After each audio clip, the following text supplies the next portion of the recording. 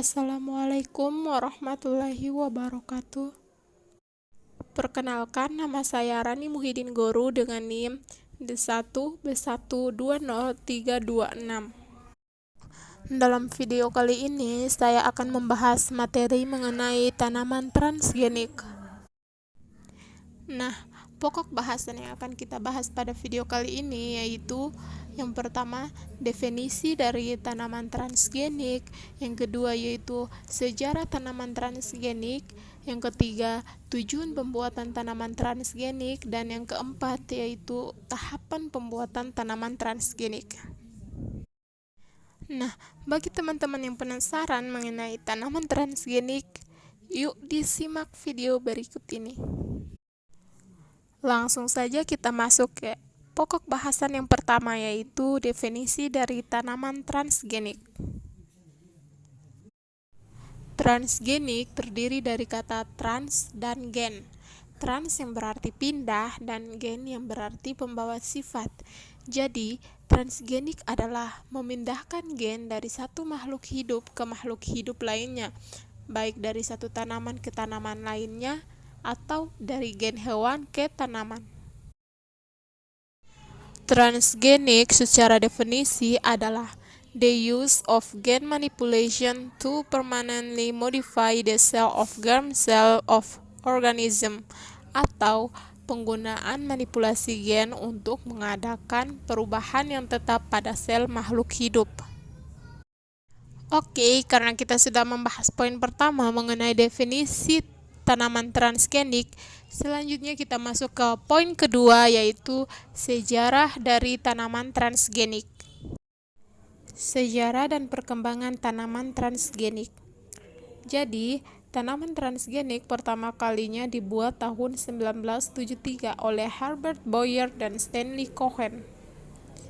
Pada tahun 1988, telah ada sekitar 23 tanaman transgenik. Pada tahun 1989, terdapat 30 tanaman transgenik. Nah, pada tahun 1990, lebih dari tanaman transgenik. Jadi, secara sederhana, tanaman transgenik dibuat dengan cara mengambil gen-gen tertentu yang baik pada makhluk hidup lain untuk disisipkan pada tanaman. Penyisipan gen ini melalui suatu vektor atau perantara, yang biasanya menggunakan bakteri Agrobacterium tumefaciens untuk tanaman dikotil atau partikel gen untuk tanaman monokotil. Lalu diinokulasikan pada tanaman target untuk menghasilkan tanaman yang dikehendaki. Antara tahun 1996 sampai 2001 telah terjadi peningkatan yang sangat drastis dalam adopsi atau penamaan tanaman GMO atau genetically modified organism di seluruh dunia.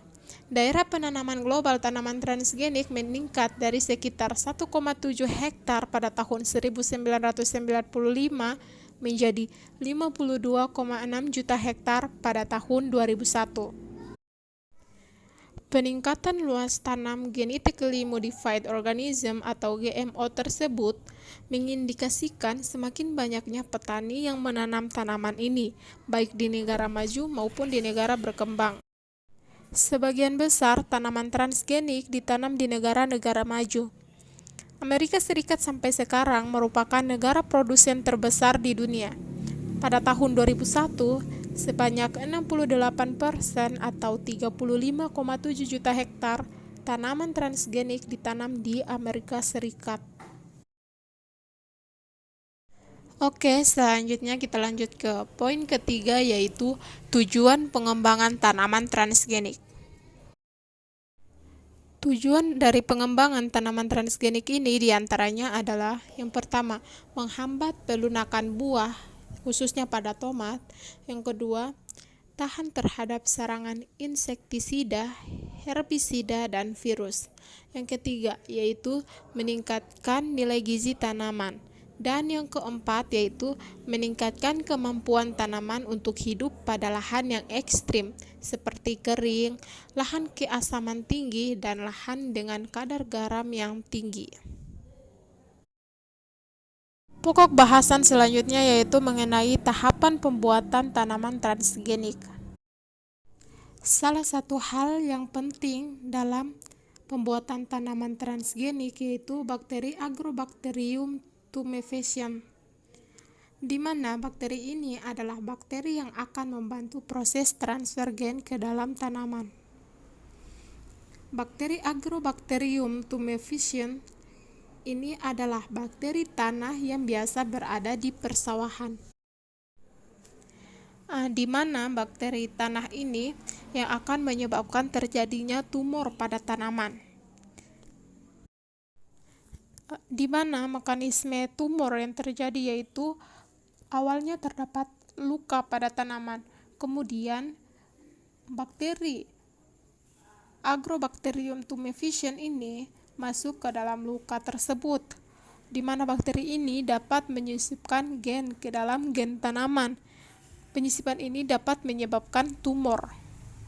Nah, mekanisme ini yang dimanfaatkan untuk membuat tanaman transgenik. Pada bakteri Agrobacterium tumefaciens terdapat 2 DNA, yaitu DNA utama yang berbentuk seperti ubur-ubur dan plasmid yang berbentuk bulat, di mana dalam pembuatan tanaman transgenik yang akan digunakan yaitu plasmid tersebut. Plasmid ini dinamakan TI plasmid. Di bagian TI plasmid ada yang namanya tDNA atau transfer DNA, di mana tDNA ini yang akan digunakan untuk mentransfer gen pada tanaman transgenik. tDNA akan mengalami proses pemotongan, di mana pada proses pemotongan ini menggunakan enzim yang disebut dengan enzim restriksi endonukleas. Jadi, enzim ini digunakan untuk memotong. Langkah selanjutnya yaitu disiapkanlah DNA yang ingin ditransfer. Nah, setelah proses pemotongan yang dialami oleh tDNA ini akan disisipkan DNA ke bagian tDNA. Setelah disisipkan, DNA ligase akan menyambung antara plasmid dengan DNA yang disisipkan. Kemudian, plasmid yang telah berisi DNA yang telah disisipkan, lalu disisipkan ke sel tumbuhan. Kemudian, plasmid bergerak menuju DNA tumbuhan dan akhirnya menyisipkan DNA yang diinginkan. Setelah disisipkan, sel akan dikembangkan menggunakan kultur jaringan. Jadi, dengan menggunakan bakteri Agrobacterium tumefaciens, ini dapat menyisipkan gen menggunakan plasmid. Nah, digunakanlah teknologi ini untuk menyisipkan gen yang diinginkan ke dalam tumbuhan. Nah, setelah tumbuhan tumbuh dewasa, akhirnya menjadi tanaman transgenik. Pada prinsipnya, tanaman transgenik ini dibuat dengan memindahkan sedikit bagian DNA dari suatu tanaman ke tanaman lain. Pada tanaman transgenik, bagian DNA yang dipindahkan sudah diketahui akan menentukan sifat yang mana. Misalkan, untuk membuat tanaman padi yang tahan terhadap cekaman kekeringan, maka diambillah bagian DNA dari padi yang tahan terhadap kekeringan, lalu dipindahkan ke dalam tanaman yang rentan terhadap cekaman tersebut. Atau, bagian DNA yang ditambahkan dapat juga menghilangkan fungsi dari salah satu enzim yang bekerja dalam suatu tanaman. Misalkan, kadar sukrosa yang menjadi bahan pembuatan gula dalam tebu dapat turun karena sukrosa ini dihancurkan oleh enzim yang bernama invertase. Jadi, dengan menghilangkan fungsi invertase ini, kadar sukrosa dalam tebu tidak berkurang. Konfirmasi keberhasilan pembuatan tanaman transgenik dilakukan dengan melihat keberadaan bagian DNA dalam tanaman. Selanjutnya, tanaman transgenik ini dipelihara di ruang yang terkontrol. Untuk melepas tanaman transgenik, harus dilakukan beberapa jenis uji laboratorium dan uji lapangan yang diatur oleh Balai Clearing Keamanan Hayati. Hal ini dilakukan sebagai bentuk kehati-hatian untuk memastikan bahwa tanaman tersebut aman terhadap lingkungan dan atau aman untuk dikonsumsi manusia dan atau ternak. Itulah materi yang dapat saya bahas. Wassalamualaikum warahmatullahi wabarakatuh.